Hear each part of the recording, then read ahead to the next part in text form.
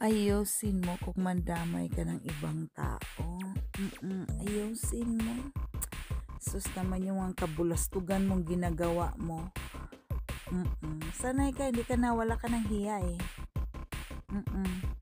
Marami diyang burikit dyan sa Saudi. Marami dyan.